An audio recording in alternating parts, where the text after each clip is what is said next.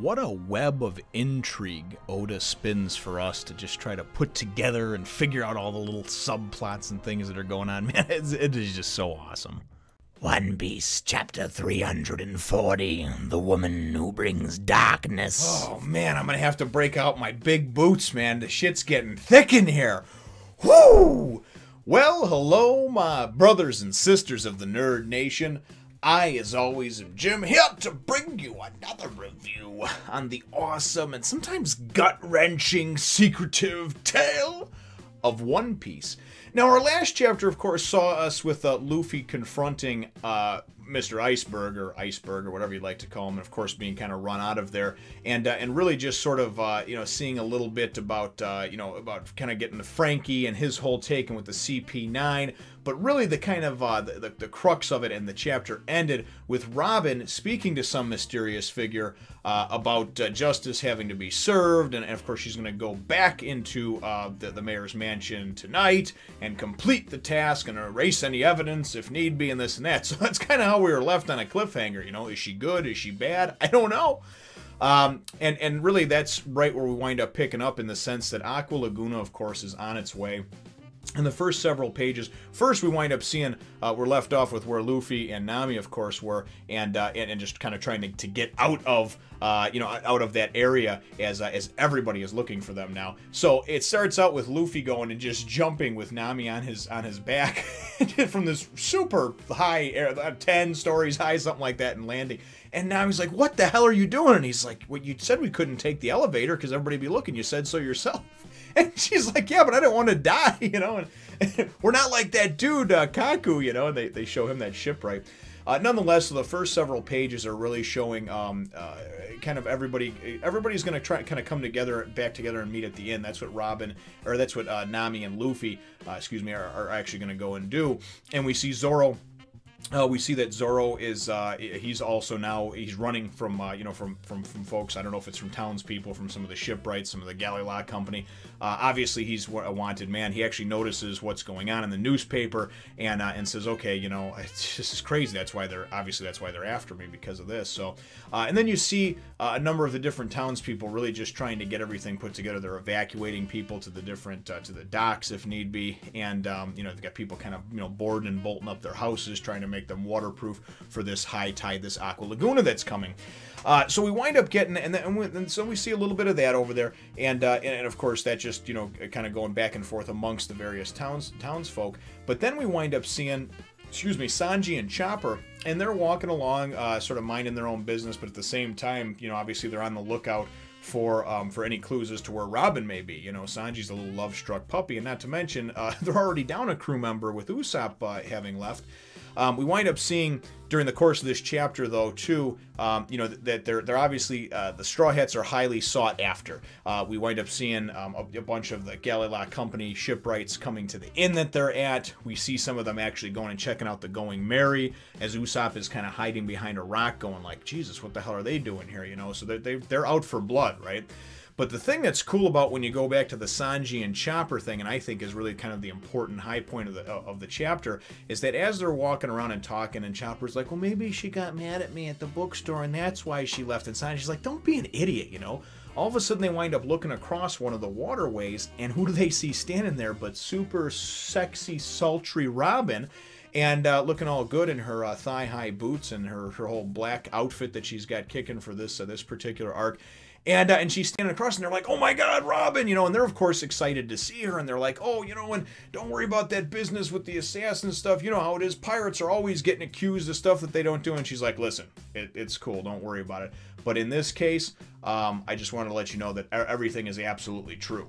And I was like, what do you mean everything's absolutely true? And then she goes on to say, and it's really weird the way she acts, but she goes and she just says, this is where we part ways. And of course they're like, Robin, no, we can't, what are you saying? That sort of thing.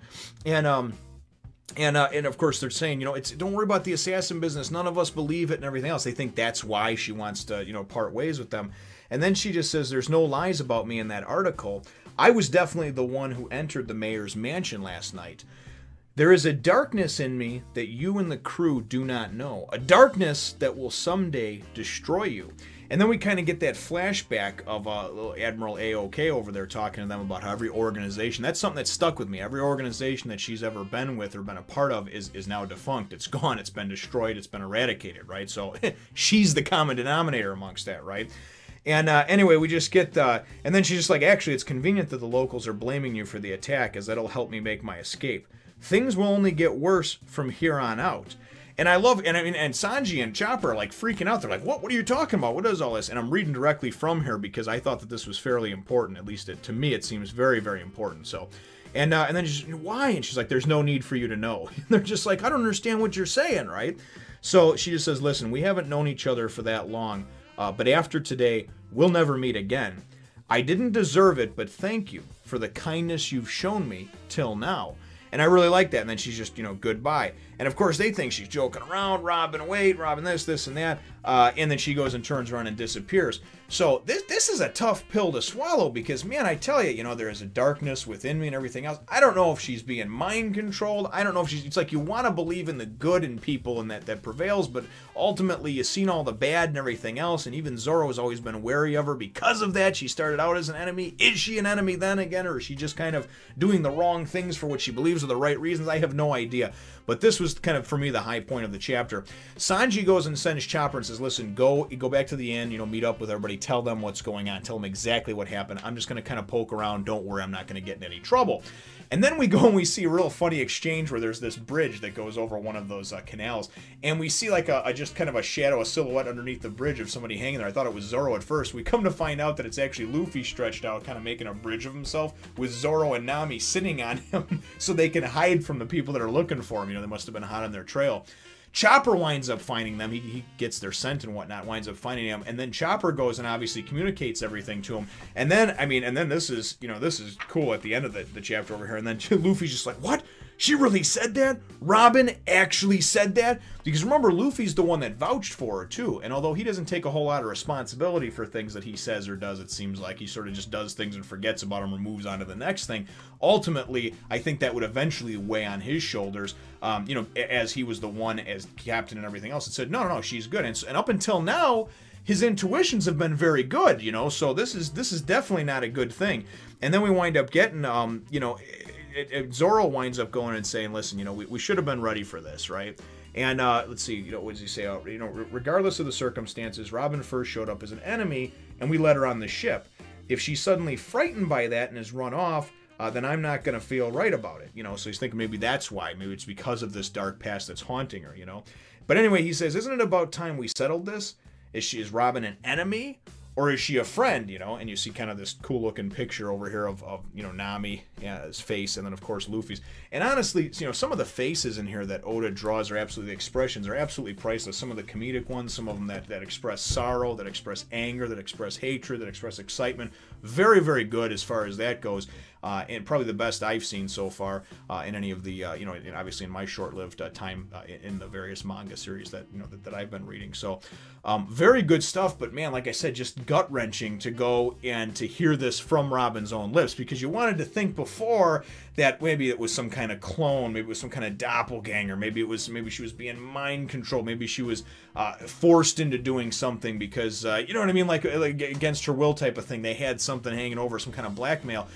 And some of that still may be the case, I don't know, but it just seems like, oh my god, she was just so willingly trying to push them away, and really just seemed like this was a cold, contrived thing that she had going on over here, like hey, listen, this is what it is, thanks for being kind to me, I didn't deserve it, shit happens, there's a darkness within me, see you later. So, definitely doesn't sit well with me. Kind of gives me a little bit of a bad feeling, kind of like when you eat some bad Taco Bell or something at real late at 1 or 2 in the morning. You go to pick up the drunk munchies, and then the next day it just doesn't feel good. You got to get the evil out.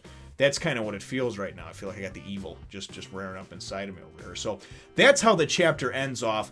My chapter question for you, though, brothers and sisters, are at this point, obviously without spoiling anything, what are your thoughts on the revelation of Robin coming, just kind of coming out and saying, hey, listen, I'm done with you guys. We're never going to see each other again after today. We're going to part ways.